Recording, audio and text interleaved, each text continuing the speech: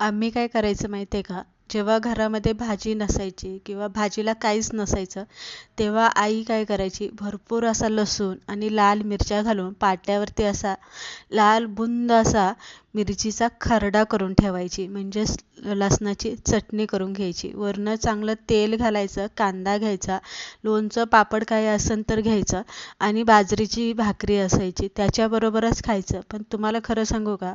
5 पक्वान्नाच्या ताटापेक्षाही हे मिरची भाकरीचं सुख ना अगदी वेगळं असतं. कितीही खाल्लं ना तरी पोट भरतं, पण मन अजिबात भरत नाही. आज अगदीच आई जशी पाट्यावरती वाटून मिरची करायची लसणाची, तशीच मिरची मी इथे करून घेणार आहे. त्यासाठी काय केलेलं आहे, लाल अशा ज्या आपल्या गावरान मिरच्या असतात त्या घेतलेल्या आहे. चांगल्या धुवून घ्या. पाण्यामध्ये भिजत घालायची गरज नाही. धुवून घेतल्या की थोडंसं पाणी, थोडं थोडं पाणी घालून मिरची अशी वाटून घ्या.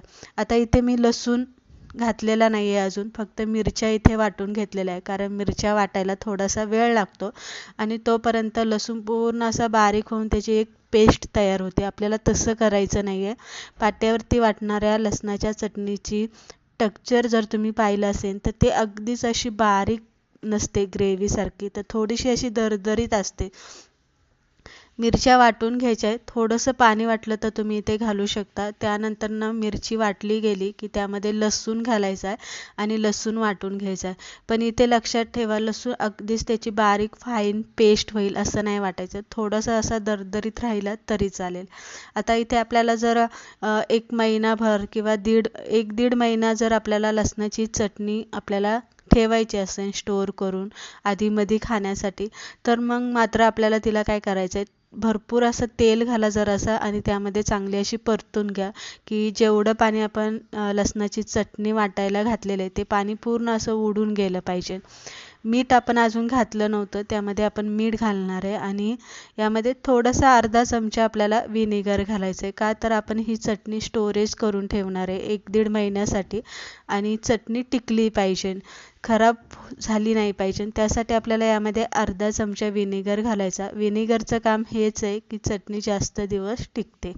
आणि चांगली हलवून घ्या आणि पाणी जे आपण एक्स्ट्राचं घातलं होतं चटणी वाटताना, ते पाणी असं उडून गेलं पाहिजे. तेल चटणीतून सुटलं पाहिजे आणि अशी कोरडी चटणी झाली पाहिजे. तर इथे बघू शकता तेल जे आहे ते चटणीने इथे सोडलेलं आहे. म्हणजे आपली चटणी चांगली अशी परतली गेलेली आहे.